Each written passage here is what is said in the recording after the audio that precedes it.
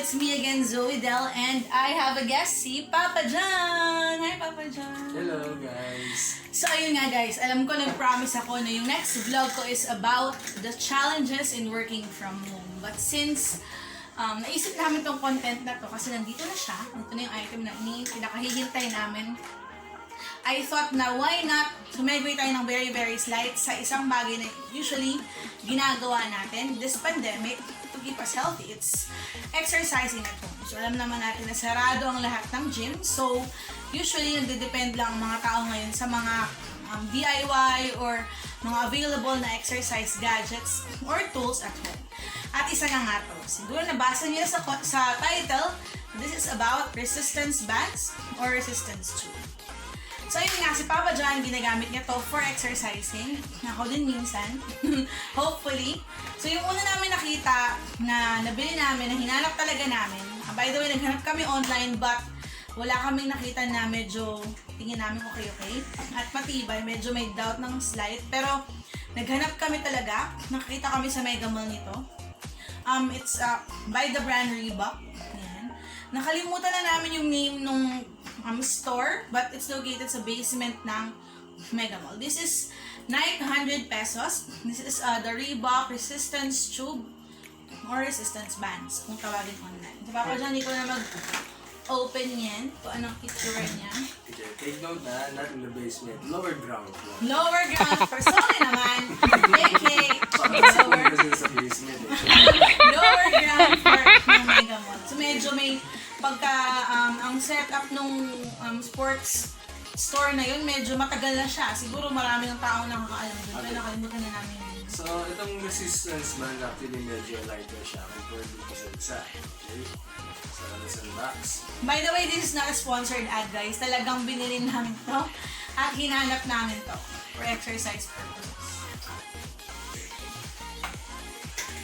There we go. Ayan siya, guys. Papakita ni Papa John. Papa John, pakita mo. Itsura niya.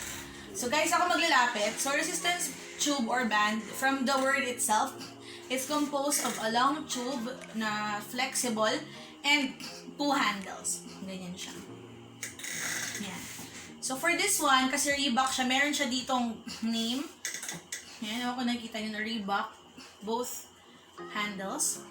Yan. So nag-isa. Yan, tapos hawakan mo siyang ganyan. Yan, pwede po sa anong mga kaya ng exercise na pwede dito, Papa John? Actually, a lot. Pwede kang mag-chest program, back program, pwede rin sa legs, squat, etc. Pwede rin kayo mag-search sa YouTube kung paano gamitin itong resistance band. Ayun nga. So, ang maganda dito, this is very handy. Tupin nyo lang siyang ganyan, pwede nyo nilagay sa bag or kung ano man yung dala nyo when you go out, kahit mag-out of town kayo or lipat kayo ng ibang bahay or you will hang out with your friends, pwede nyo siyang dalhin. But this type of resistance band that we bought in by the brand Reebok is actually non-detachable. So meaning, ganito lang talaga siya. Pag nasira din siya, hindi din napapalitan yung parts niya. So in short, kailangan mo siyang ingatan para hindi talaga siya masira. Kasi pag nasira siya, parang bumili ka lang din ng panibagong ganito. Yes, it's disposable. Yeah, it's a disposable kind of resistance bands. Pero maganda naman ang kanyang quality. Applicable siguro to, feeling ko applicable sa mga girls. Kasi ang mga girls hindi naman ganun ka-strong. So definitely hindi masyadong mapupudpud tong rubber tube. Okay. So ito pinaka-excited si Papa John na i-present. Yung isang kind ng resistance band na medyo heavy duty. Actually, nakita din namin sa Chris Sports to sa Mega Mall, but hindi namin binili muna at first kasi trinay muna niya itong Reebok. But since he wanted a heavy-duty one, nagpunta kami ulit sa Chris Sports last weekend, but unfortunately, hindi siya available yung kanyang single handle. So, kailangan pa namin siyang order itawag mo sa head office nila para ikapin. Ayun. So, ang branches ng Chris Sports is in Mega Mall. Doon ko lang talaga siya nakita. But, nung nagpunta si Papa dyan sa Kamuning area, meron sila dong store, yung showroom and main store nila, warehouse nila. So, let's get into it. Ganito siya. Kung bumili ka sa Chris Sports, ganyan. Alam naman natin na ganito na yung mga paper bag na recyclable na siya. So, actually, nabuksan na namin siya kanina. Ayun. Papakita namin sa inyo. Ano itsura niya. Sa Chris Sports, dalawang parts ang resistance band. May handle.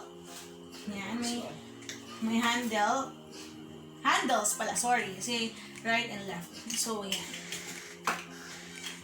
So, ganito siya. Nakalagay siya sa ganito. Yan, parang nakaganyan siya. Nakatali siya. And also guys, meron din meron siyang manual. Okay, so for the handle, Flex Quick Change handles. It's 759.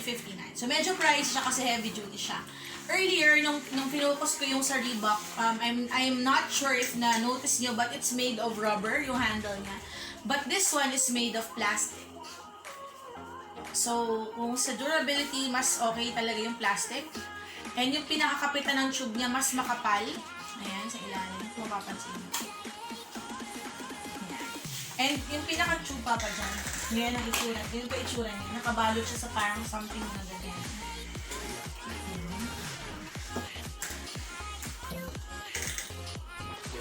Ayan, medyo makapal siya. Ayan, compare dun sa isa. Up to yung yes, itong resistance band, 90 to 100 pounds ang kanyang weight. So, pag ginamit mo medyo heavy. Kung tawagin ito extra weight itong resistance band niya. Okay, ang kagandahan dito sa nakita namin sa Chris Sports, if masira yung tube, makakabili ka sa kanila ng ganito. This tube is worth 959.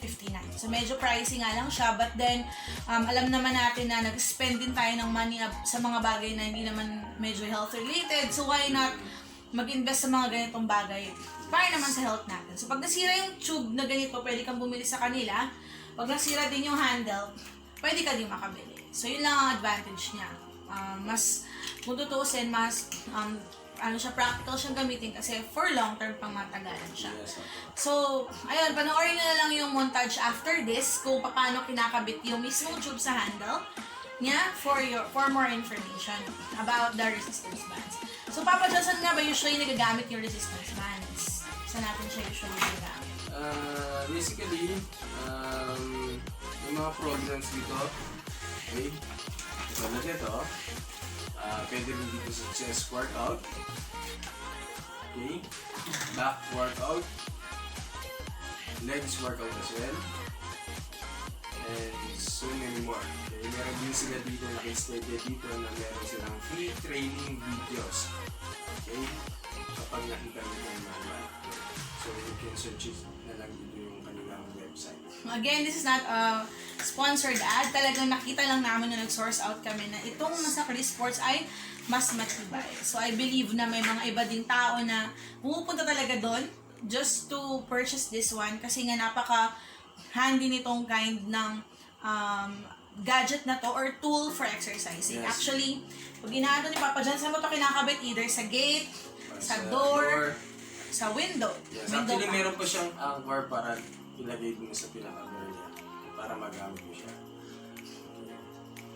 Ganun siya. So, marami dito sa YouTube na mga exercises pertaining to resistance bands.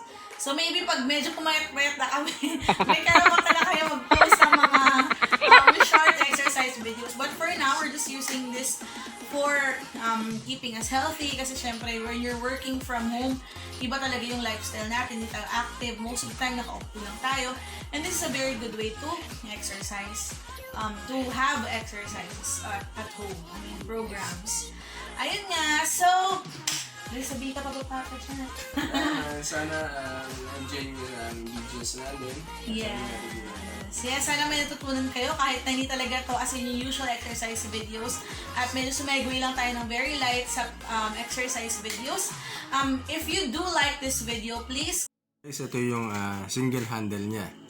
Okay, para sa resistance band. Okay, how to fix it? So, slide up mo lang siya. And insert natin yung pinaka dulo ng resistance band. Okay? Medyo ano siya, medyo tight pa siya ng konti dahil bago pa kasi. Okay.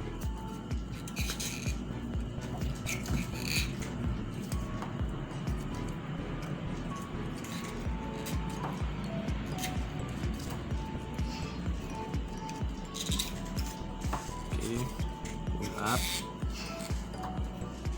And then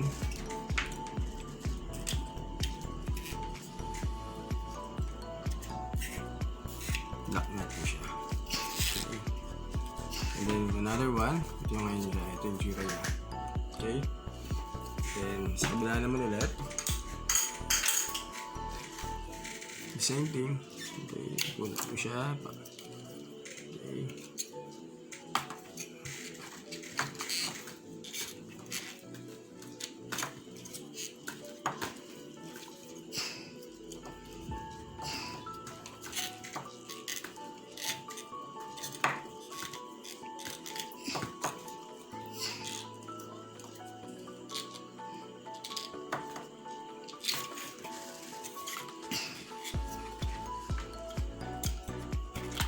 Ayan, ready na siya. Guys, ito na yung tsura ngayon niya.